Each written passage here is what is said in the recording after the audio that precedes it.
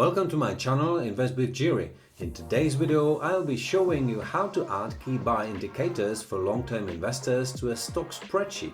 We'll focus on the 52-week low, PE, price to earnings, and EPS, earnings per share.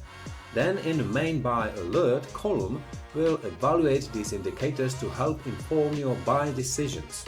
In my previous videos I demonstrated how to track your stock portfolio in Google Sheets using the Google Finance function to pull live data.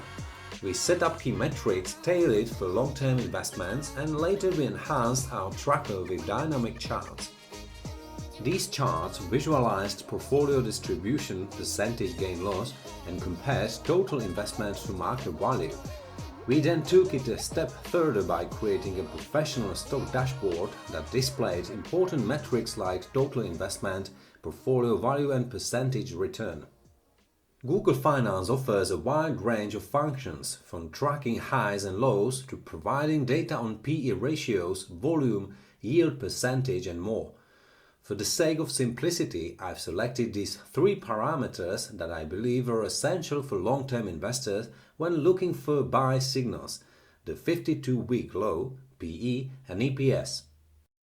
Let's walk through how to set these up so that they dynamically adjust based on market conditions. First, I need to make room for these new items. I select columns C through F and then right-click to insert 4 new columns to the left. I label these columns as Buy Alert, 52-week low, PE, and EPS.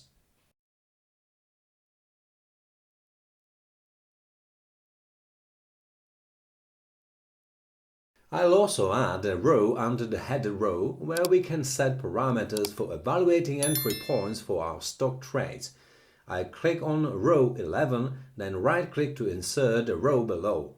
Next, I'll format row 12, removing bold text, changing the font to size 10, aligning it to the left, and removing any decimal places. Finally, in row 12, I'll enter 25 in the PE column, 2 in the EPS column, and for the 52-week low I'll write low 52.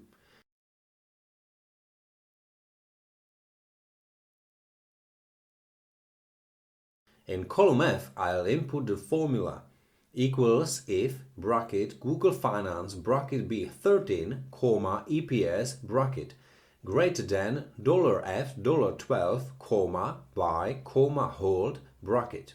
This formula tells us that if the EPS figure from Google Finance exceeds the value in cell $F $12, in this case 2, the cell will display buy. If it doesn't, the cell will show hold. After hitting enter, the formula recalculates and the result is buy.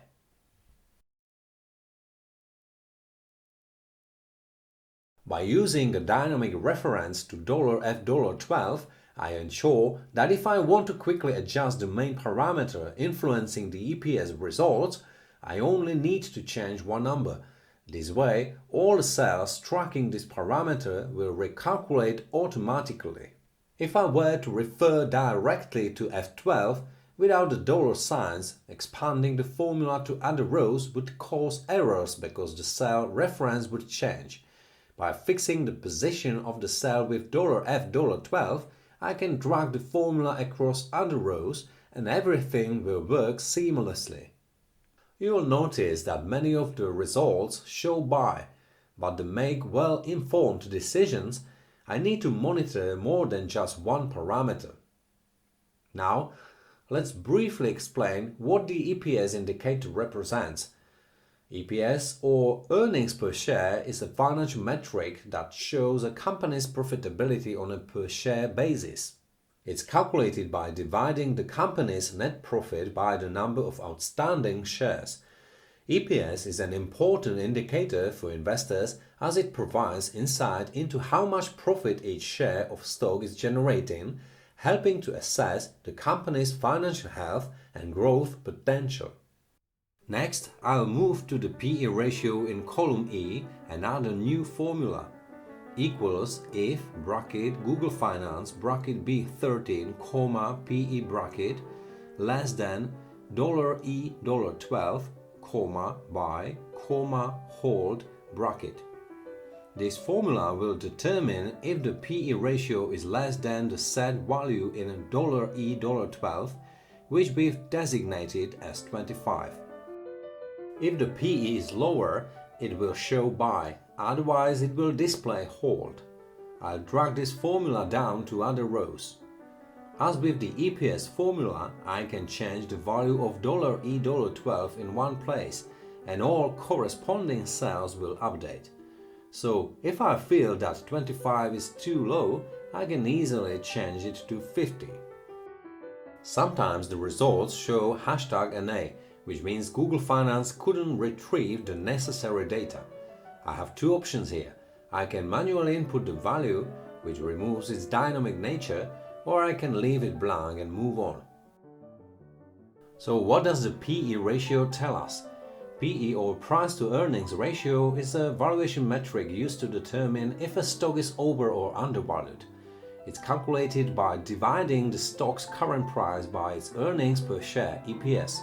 A lower PE ratio suggests that the stock is relatively cheap compared to its earnings, while a higher PE ratio may indicate that the stock is more expensive, possibly due to growth expectations.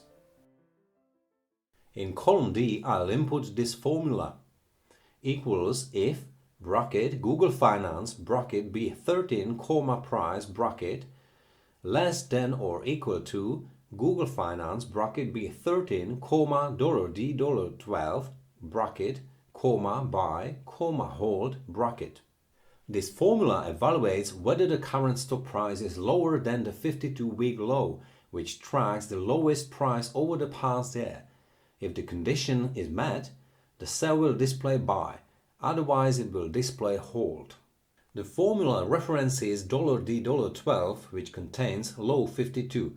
This is a variable that you can adjust based on your needs. For example, you could set it to high 52, the highest price over the past 52 weeks, close yesterday's closing price, or price open, the market opening price, among other options. I'll then drag this formula down through all the rows. Since the market is currently strong, most cells display hold. A year ago, you would have likely seen a lot of buy signals.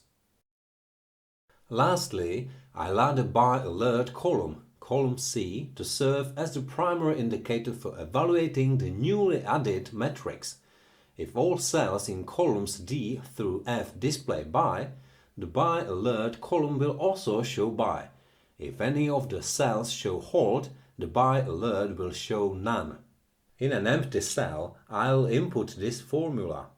Equals if bracket and bracket D13 equals buy, E13 equals buy, F13 equals buy, bracket, buy, none, bracket.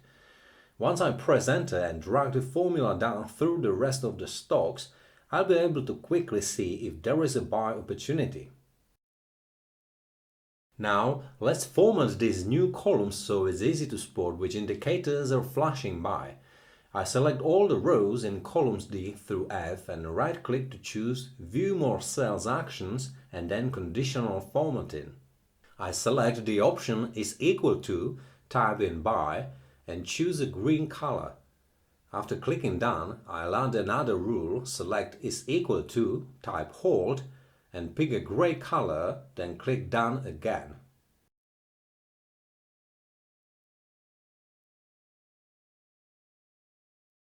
Next, I'll select the values in column C, and through the same menu apply conditional formatting.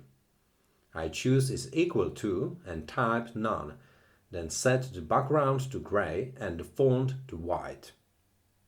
After clicking done, I'll add a new rule, select is equal to and type buy, then choose a green background. Once done, all formatting will be applied.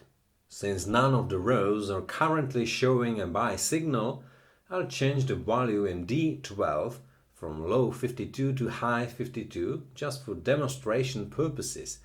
Now, as you can see, we have several buy opportunities. Of course, this is just an example of how you can set up alerts for the parameters you choose to track. Whether you focus on the 52-week low, PE, EPS or other indicators is entirely up to you.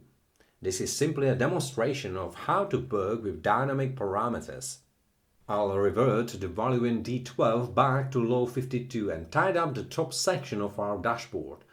I'll align row 11 and center the text. Thanks so much for tuning into my video. If you enjoyed it, please give it a like and subscribe to the channel. If you have any questions, leave them in the comments and I'll do my best to answer them. Take care and invest wisely.